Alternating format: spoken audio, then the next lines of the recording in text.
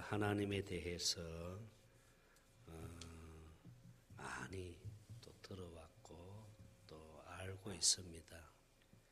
그래서 하나님이 어떤 분이신가라고 물었을 때에 그 대답하는 사람들 따라 다 이렇게 다르게 표현되어지는데 하나님의 본질은 사랑입니다. 사랑.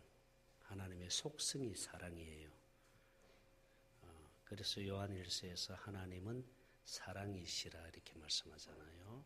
근데 하나님은 성부 하나님이 계시고 성자 하나님이 계시고 성령 하나님이 계십니다. 그래서 삼위 하나님이라 이렇게 말씀합니다. 삼위 하나님이라는 단어는 성경에는 없습니다. 그러나 그 의미는 성경에 나와 있지요. 예를 들어서 창세기 1장 26절을 한번 봅니다. 창세기 1장 26절 시작. 하나님이 이르시되 우리의 형상을 따라 우리의 모양대로 우리가 사람을 만들고 그들로 바다의 물고기와 하늘의 새와 가축과 온 땅과 땅에 기는 모든 것을 다스리게 하자 하시고, 여기 하나님이 이르시되 우리의 형상, 우리의 모양, 우리가 사람, 복수로 쓰여졌잖아요. 그렇죠? 그러니까 우리라는 말은 성자 하나님, 성령 하나님, 성부 하나님을 지금 가리키고 있는 거예요. 또 마태복음 1장 28절을 봅니다. 마태복음 28장 19절입니다. 마태복음 28장 19절을 보면 시작. 그러므로 너희는 가서 모든 민족을 제자로 삼아 아버지와 아들과 성령의 이름으로 세례를 베풀고, 그러니까 성부 하나님, 성자 하나님, 성령 하나님이 계신다는 것이지요. 성부 하나님, 아버지 되시는 하나님은 성자 하나님과 함께 늘 함께 계십니다. 성령 하나님과 성부 하나님과 성자 하나님은 떨어질 수 없어요. 항상 함께 계세요. 항상 함께 계십니다. 아버지 하나님은 저 보좌에 계시고 아들 하나님은 육체로 오셔서 이 땅에 십자가를 지시고 성령 하나님은 내 안에 계시고, 이게 아니고 성부 하나님, 성자 하나님, 성령 하나님은 항상 함께 계세요. 그러면 예를 들어서 성자 하나님, 아들 되시는 하나님이 육체를 입고 오셨을 때는 아버지는 어디 계셨어요? 아들 안에, 성자 하나님 안에 머리로 계신 거예요. 머리로. 그러니까 성자 하나님이 육체를 입고 이 땅에 오셨을 때 성부 하나님은 성자 하나님 안에 머리로 계신 거예요. 그래서 예수님은 아버지를 머리로 하여 아버지가 주는 마음과 생각으로 사신 거예요. 예수님은 스스로 살지 않으시고 스스로 하지 않으시고 아버지가 주는 마음과 생각으로 사신 겁니다. 그래서 여러분 요한복음을 봅니다. 요한복음 5장입니다. 19절. 자, 그러므로 예수께서 그들에게 이르시되 내가 진실로 진실로 너에게 이르노니 아들이 아버지께서 하시는 일을 보지 않고는 아무것도 스스로 할 수 없나니, 아무것도 스스로 할 수 없다 말합니다. 30절. 30절 봅니다. 시작. 내가 아무것도 스스로 할 수 없노라.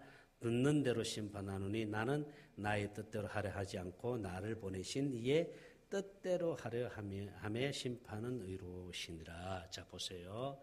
예수님이 육체로 입고 오셨을 때 아버지 하나님 어디 계셨다 그랬어요? 예수님 안에 머리로 계신 거예요. 그러니까 예수님은 아버지 되시는 하나님을 머리로 해서, 아버지 하나님을 머리로 해서 아버지가 주는 마음과 생각으로 사신 거예요. 그러니까 예수님은 스스로 살지 않았다는 거예요. 그래서 우리도 누구처럼 살아야 된다? 예수님처럼 살아야 돼요. 예수님처럼. 자, 요한일서입니다. 현대인의 성경 보죠. 요한일서 2장 6절 현대인의 성경으로. 요한일서 2장 6절 시작. 하나님 안에서 산도하고 하는 사람은 예수님이 하신 것 같이 똑같이 살아야 합니다. 할렐루야. 그럼 예수님은 어떻게 사셨다고요? 아버지를 머리로 해서 아버지가 주는 마음과 생각으로 사신 거예요. 그럼 우리는 어떻게 살아야 돼요? 예수님을 머리로 해서 예수님이 주는 마음과 생각으로 살아야 됩니다. 할렐루야. 그러니까 우리가 신앙생활이라는 것이 예수님을 믿는다고 하는 것이 절대로 여러분 어렵게 생각하지 마세요. 그거 절대로 어려운 게 아니에요. 법을 몰라서 그래. 법을. 사는 법을 모르니까 힘든 거예요. 간단하거든요. 내 스스로 살면 안 되는 거예요. 스스로. 이 말은 무슨 말이냐면은 육신의 생각과 마음으로 살면 안 된다는 거지. 육신의 생명으로 살면 안 된다는 거예요. 우리는 하나님이 주는 마음과 생각으로 살아야 됩니다. 하나님의 뭘로 살아야 돼요? 생명으로 살아야 돼요. 할렐루야. 그러니까 예수님이 성자 하나님이 이 땅에 육체를 가지고 오셨는데 우리 인간은 육신의 생명으로 태어났잖아요. 그죠? 육신의 생명으로 태어났다는 이 말은 남자의 씨로 태어난 거예요. 남자의 씨로. 남자의 씨로 태어난 모든 인간은 다 뭐다? 죄인입니다. 죄인. 그래서 의인은 한 사람도 없어요. 다 죄인이에요. 근데 예수님이 이 땅에 오실 때는 죄 없는 몸으로 오셔야 되잖아요. 죄 없는 몸으로 오시기 위해서 어떻게 오셨어요? 남자의 씨로 오지 않고 성령으로 잉태하신 거예요. 성령으로. 무슨 뜻인지 알죠? 성령으로 잉태하여 예수님이 이 땅에 오신 거예요. 그러니까 남자의 씨로 오지 않았기 때문에 예수님은 죄가 있어요? 없어요? 죄가 없는 거예요. 죄가 없기 때문에 예수님께서 우리의 모든 죄를 대신해서 십자가 위에서 속죄 제물이 되어질 수 있는 거예요. 만약에 죄가 있는 인간이 죄를 대신할 수 있어요? 없어요? 절대로 있을 수 없어요. 죄를 대신할 수가 없어요. 죄가 없어야 됩니다. 그래서 예수님이 죄 없는 몸으로 오시기 위해서 성령으로 잉태하신 거예요. 모든 인간은 다 남자의 씨로 태어났지만은 예수님만큼은 남자의 씨로 오지 않고 성령으로 잉태하신 겁니다. 할렐루야. 성령으로 잉태하셔서 예수님이 이 땅에 천국으로 사시다가, 이 말은 천국으로 사셨다는 이 말은 아버지를 머리로 해서 아버지가 주는 마음과 생각으로 사셨다는 거예요. 그러니까 예수님이 천국으로 사시면서 천국 복음을 전하시잖아요. 천국 복음을. 천국 복음을 전하시다가 예수님께서 우리의 모든 죄를 대신해서 십자가 위에서 속죄 제물이 되어 주셨습니다. 할렐루야. 그리고 예수님은 3일 만에 사망 권세를 깨뜨리시고 부활하시고 그리고 성천하셔서 하늘 보좌 우편에서 우리의 모든 죄를 영원히 속죄하시고 그리고 그 예수가 다시 왕권을 가지고 오순절 마가다락방에 성령과 함께 영으로 그리스도로 다시 오신 줄로 믿습니다. 할렐루야. 예수님은 지금 두 번째 나타나신 거잖아요. 첫 번째 나타나실 때는 육체를 가지고 오신 거예요. 육체를 입고 오신 거예요. 왜 육체를 입고 오셨어요? 우리 죄를 대신하기 위해서.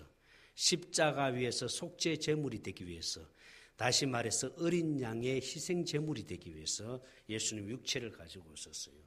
그러나 예수님이 두 번째 나타나실 때는 죄와 상관없이 나타나신 거예요. 히브리서 9장 28절을 봅니다.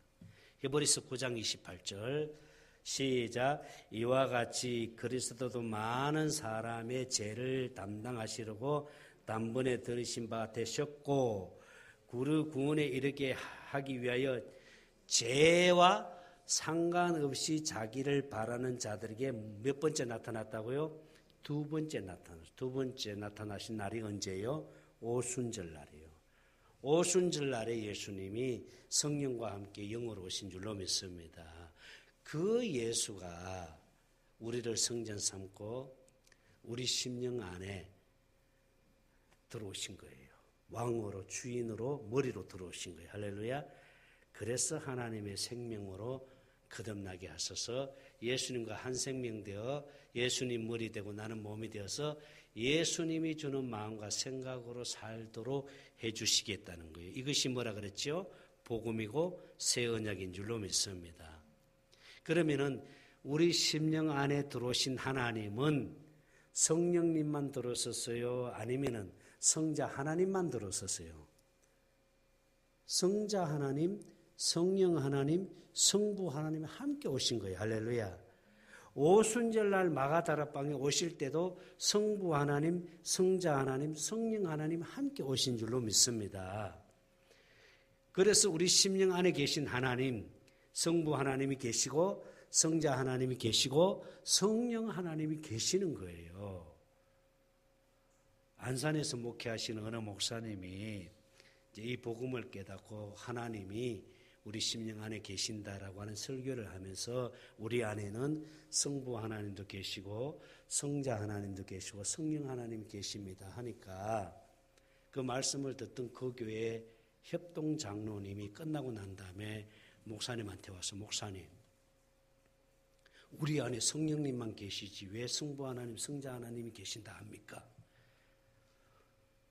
성부 하나님, 성자 하나님, 성령 하나님이 우리 심령 안에 계십니다. 그 성경을 들이댄 거예요. 너희가 내 안에, 내가 네 안에. 요한복음을 가지고 얘기를 쭉 하면서 우리 안에 성부 하나님 계시고 성자 하나님, 성령 하나님 계십니다. 이렇게 얘기했더니 그분이 하시는 말이 뭐냐면은 이 좁은 공간에 어떻게 성부 하나님 계실 수 있냐 이거지요. 어이없는 말을 하는 거예요. 이 좁은 공간에 어떻게 성부 하나님 계실 수 있냐 이거죠. 하나님이 영이십니다. 할렐루야. 영이신 하나님이 우리 심령 안에 계신 것은 그분이 이게 크신 하나님이라고 하는 그것을 어떤 크기, 사이즈로 생각하면 안 됩니다. 근데 그분은 그렇게 이해를 한 거예요. 영이신 하나님이 우리 심령 안에 계시는데 성부 하나님, 성자 하나님, 성령 하나님이 계시는 거예요. 할렐루야. 그렇다면은 이제 오늘 여러분들에게 제가 좀 말씀의 포커스를 어디다 맞추려고 하냐면은 내 안에 계신 성령님은 어떤 일을 하시는가 그걸 알아야 돼요. 그걸 알아야 돼요. 내 안에 계신 성령 하나님은 어떤 일을 하시는가? 첫째는 성령님은 우리를 거듭나게 하십니다. 할렐루야. 요한복음 3장 5절 같이 읽겠습니다. 요한복음 3장 5절 시작. 진실로 진실로 너희에게 사람이 물과 성령으로 나지 아니하면 하나님의 나라에 들어갔습니다. 물과 성령으로 나지 아니하면 성령으로 거듭나지 않으면 성령님은 우리를 뭐 하게 하시냐면은 거듭나게 하시는 거예요. 이 물은 주석하시는 분들마다 다 틀려요. 이 물은 성경에서 말하는 물은 하나님의 사랑을 의미해요. 생수, 하나님의 사랑, 빛 이것을 다 물이라고 표현을 하거든요. 그러니까 하나님의 성령이 하나님의 사랑을 깨닫게 해서 그래서 하나님의 생명으로 거듭나게 합니다. 할렐루야. 거듭나게 해요. 그리고 성령님은 두 번째로 어떤 일을 하시느냐 하면은 가르치고 생각나게 하세요. 가르치고 생각나게. 요한복음 14장 26절을 봅니다. 요한복음 14장 26 시작. 보혜사 곧 아버지께서 내 이름으로 보내실 성령 그가 너에게 모든 것을 뭐하고 가르치고 내가 너에게 말한 모든 것을 뭐하게 한다? 생각나게 하신다. 저는 복음을 깨닫기 전에 이 말씀을 어디에다 많이 적용을 했냐면은 고3 수험생들에게 많이 적용을 했습니다. 이제 시험을 앞에 둔 고3 수험생들에게 안수기도 하고 말씀을 주면서 이제 성령께서 지금까지 네가 공부한 것을 다 가르치게 하고 생각나게 할 거다. 그렇게 내가 설교를 했는데요. 복음을 깨닫고 보니까 얼마나 엉터리로 내가 얘기를 했는지 이게 그런 뜻이 아니에요. 어떤 세상적인 지식을 생각나게 하고 가르치는 게 아니라 성령께서 기록된 하나님의 말씀을 가르쳐 주시고 할렐루야 그 말씀을 생각나게 해주시는 줄 믿습니다. 그러니까 우리가 기도할 때 문득 성경 말씀이 탁 떠오르잖아요. 그죠? 근데 그건 누가 그렇게 해요? 성령이 그렇게 하시는 거예요. 성령이. 문득 성령 말씀이 탁 떠오르게 합니다. 성령이 그렇게 떠오르게 해요. 그걸 생각나게 하셔요. 우리 여기 모교 모임에 오셔서 말씀을 가르치는 우리 고목사님은 하나님이 특별히 주시는 게 있어요. 이제 그 조별 모임에서 이제 경건의 훈련을 할 때에 이제 어떤 분을 올려놓고 기도를 하잖아요. 그러면 이제 하나님이 말씀을 이렇게 주시면 그 말씀을 이렇게 얘기를 하고 이렇게 하는데, 이 목사님에게는요 어떻게 말씀을 주시냐면은 기록된 하나님의 말씀을 주시는 거예요. 그게 그분을 놓고 기도하면은 집사님, 오늘 김철웅 집사님에게 하나님께서 요한복음 3장 16절 말씀을 주십니다고 성경 구절을 말씀을 해 주셔요. 그분에겐 그렇게 말씀을 주세요. 하나님이. 하나님이 그렇게 가르치게 하고 떠오르게 하고 생각나게 하시는 거예요. 우리에게도 성령님이 그렇게 역사하실 줄 믿습니다. 할렐루야. 또 성령님이 어떤 일을 하시느냐 하면은 진리 가운데로 인도하고 주님의 영광을 보여주십니다. 보세요. 요한복음 16장 13절입니다. 요한복음 16장 13절 시작. 그러나 진리의 성령이 오시면 그가 너희를 모든 진리 가운데로 인도하시리니 그가 스스로 말하지 않고 오직 들은 것을 말하며 장래일을 너희에게 알리시리라. 진리 가운데로 인도하신다. 여러분, 진리는 벌써 누가 진리예요? 예수님이 진리예요. 기록된 말씀이 진리예요. 그래서 예수님도 그랬잖아요. 내가 길이요 진리요 생명이다 그랬잖아요. 진리는 기록된 하나님의 말씀이 진리고 예수님이 진리고, 할렐루야. 그리고 내 안에 계신 그분이 진리 가운데로 우리를 인도하시는데 어디로 인도하세요? 예수님께로 인도하시는 거예요. 말씀 가운데로 인도하시는 거예요. 할렐루야. 성령께서, 내 안에 계신 성령께서 말씀 가운데로 인도하시고 예수님께로 인도하시는 거예요. 그리고 그분의 영광을 보여주십니다. 그러니까 영광을 보여주신다는 말은 그분의 마음을 갖게 해주신다는 거예요. 누구의 마음? 예수님의 마음을 갖게 해주신다는 거예요. 그러니까 이런 표현은 좀 다르지만은요, 의미는 같아요. 물이나 생명수 샘물이나 생수나 빛이나 영광이나 이거는 다 하나님의 사랑을 말하는 거예요. 사랑을 말해요. 하나님의 얼굴을 본다는 것도 주님의 마음을 갖는다는 거예요. 성경에 보면은 하나님의 얼굴을 구하라 그러잖아요. 그렇죠? 하나님의 얼굴을 구하라 그러잖아요. 그러니까 주님의 마음을 구하라는 거예요. 주님의 마음을 가지고 살아라는 거예요. 그분의 영광을 보고 살아라는 거예요. 할렐루야. 우리는 그렇게 살아야 될 줄 믿습니다. 그리고 마음의 할례를 베풀어 주세요. 성령님이 마음의 할례를. 자, 로마서 보면 로마서 2장 29절을 공동 번역으로 봅니다. 로마서 2장 29절 공동 시작. 오히려 유다인의 속마음을 가져야 진정한 유다인이 되며 할례도 법조문을 따라서가 아니라 성령으로 말미암아 받는 할례가 참 할례니이다. 이런 사람은 사람의 칭찬을 받는 것이 아니라 하나님의 칭찬. 자, 성령으로 말미암아 무슨 할례를 받아? 마음의 할례를 받아.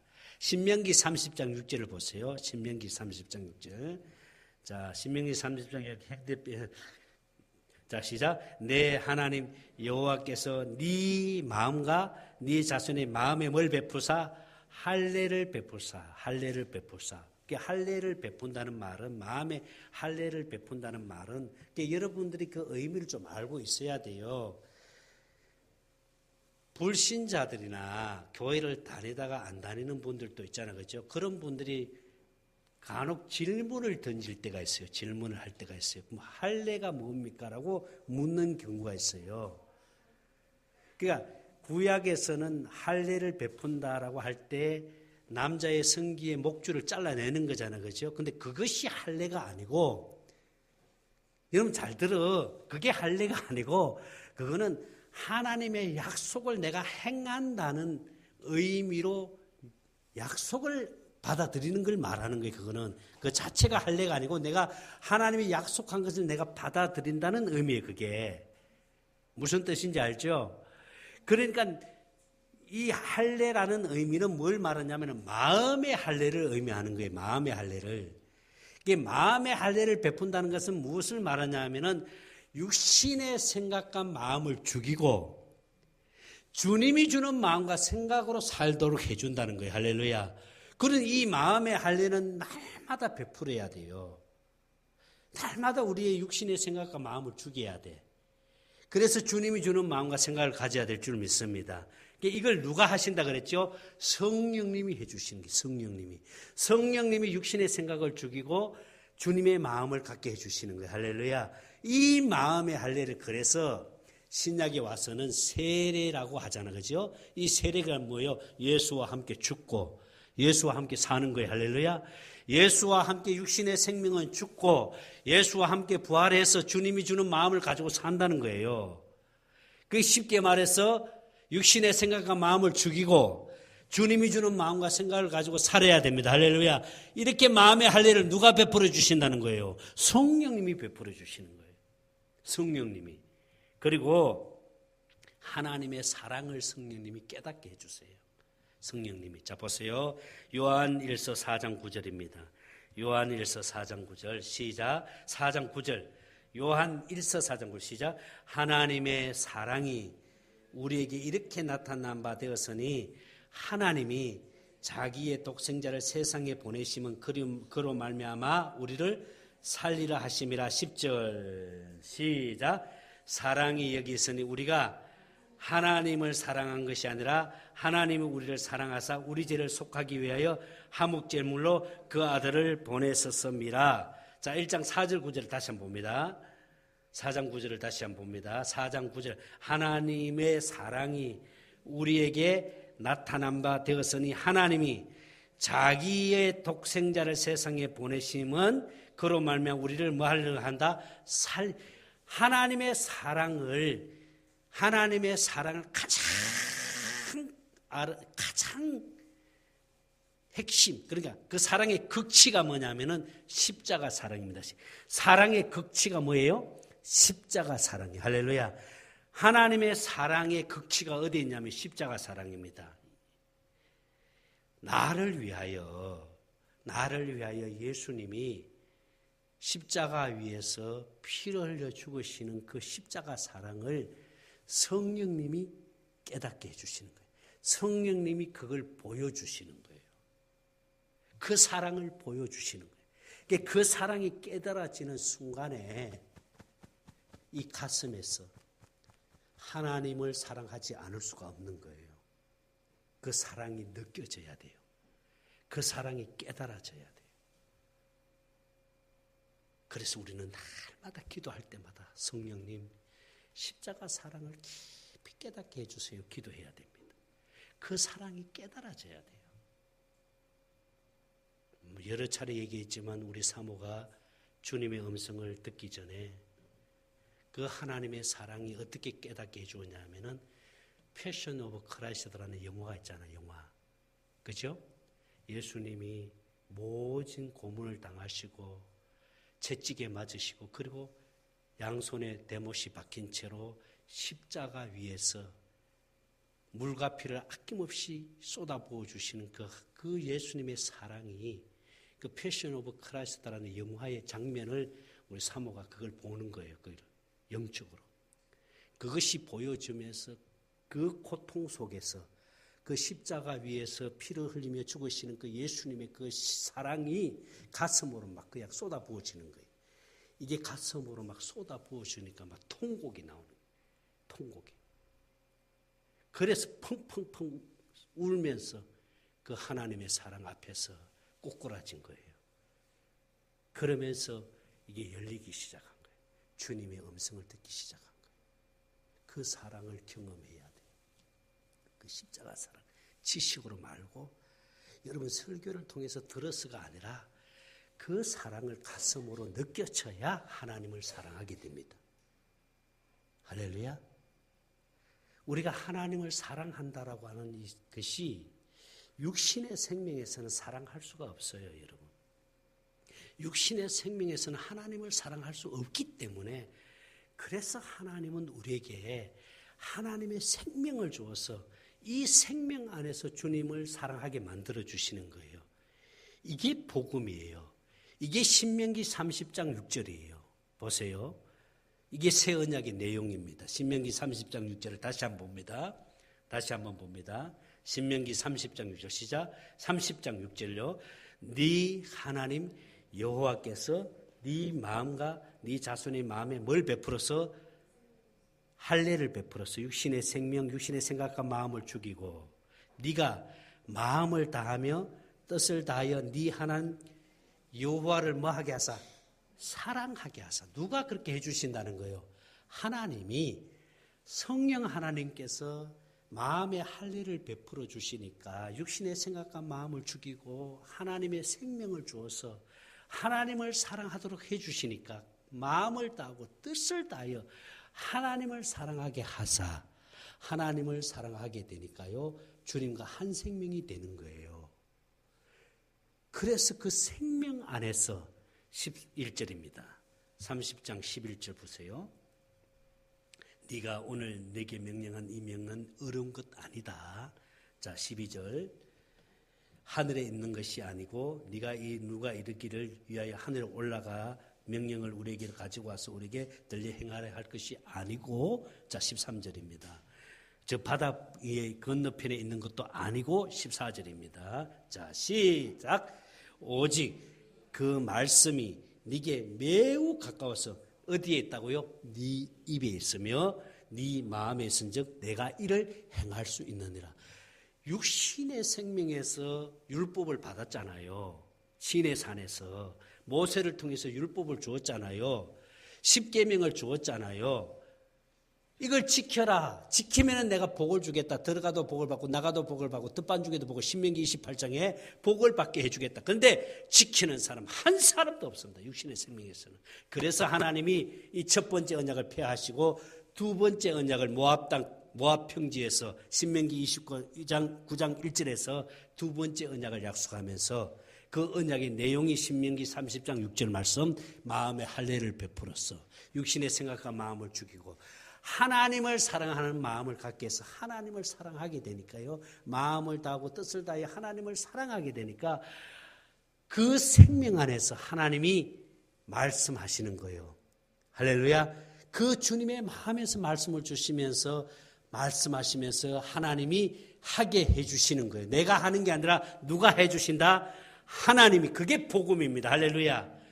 율법은 내가 하는 것이지만은 복음은 내가 하는 것이 아니라 누가 하시는 거예요? 하나님이 내 안에서, 주님이 내 안에서 하시는 거예요. 그래서 하나님은 마음을 주어서 하게 하니까요.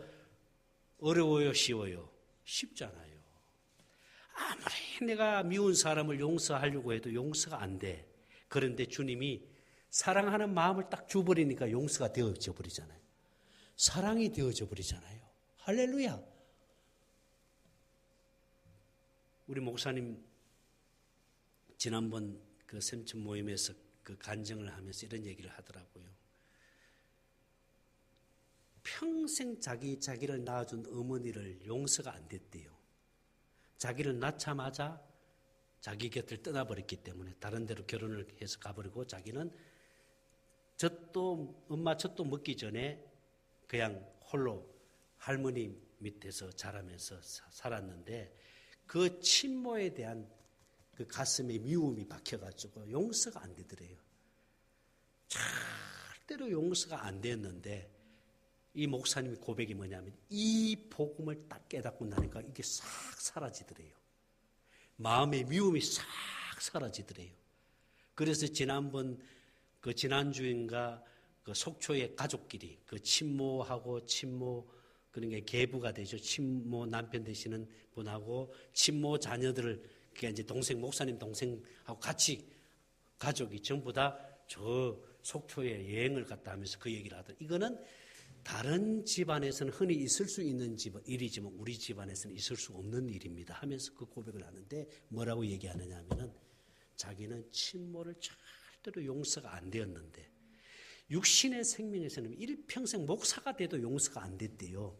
일평생 아무리 용서를 하려고 해도 용서가 안 되는 거예요. 이 육신의 생명에서는 마음에 미움이 있는데 용서하는 척 할 수는 있어도 용서가 안 되는 거예요. 안 돼요, 여러분. 육신의 생명에서는 용서가 안 됩니다. 그런데 하나님이 마음의 할례를 딱 베풀어서 하나님의 생명을 줘서 주님의 마음을 딱 줘버리니까요. 용서가 되어지는 거예요. 할렐루야. 이건 내가 하려고 하는 게 아니라 그냥 되어지는 거예요. 사랑이 되어지는 거예요. 아멘입니까? 그래서 성경에 원수도 사랑하라는 이 말씀은 율법으로는 내가 지킬 수 없지만은 주님이 마음을 주니까 원수도 사랑하게 되는 거예요. 이게 복음이에요. 할렐루야. 이 복음으로 하나님이 살아라고 하잖아요. 여러분, 성령 하나님은 우리 안에 계십니다. 아멘. 그 하나님께서 우리를 진리 가운데로 인도하시고 주님의 영광을 보게 하시고 그 하나님이 하나님의 사랑을 깨닫게 해주었어. 아멘. 나를 위하여 십자가에 피 흘려 죽으신 그 주님의 사랑, 그 사랑을 성령이 깨닫게 해주시는 그 사랑이 내 가슴으로 깨달아지니까 그 사랑이 느껴지니까요 눈물이 나는 거예요. 하나님을 사랑하게 되는 거예요. 할렐루야. 그러니 어떻게 하나님을 사랑하지 않을 수 없겠어요. 하나님을 사랑하니까 하나님이 나를 사랑하는 자가 나의 사랑을 입을 것이다. 잠언 8장 17절입니다. 잠언 8장 17절 시작. 나를 사랑하는 자들이 나의 사랑을 입으며 나를 간절히 찾는 자가 나를 만나. 간절히 찾는다는 것은 그분의 마음을 구한다는 거예요. 주님의 마음을 구하는 거예요. 그러니 하나님을 사랑하게 되니까 하나님이 우리를 사랑해 주시는데 여러분 우리의 삶의 문제 때문에 고민하거나 염려할 거 아무것도 없어요. 그저 주님과 하나 되어서 그분의 마음을 가지고 살면은요 우리의 환경은 에덴으로 바꿔주십니다. 할렐루야. 하나님이 그렇게 바꿔주세요. 천국 누리면서 천국대 살도록 인도해 주실 줄 믿습니다. 나는 여러분들이 그렇게 되어지기를 주의 이름으로 축원합니다. 하나님 감사합니다.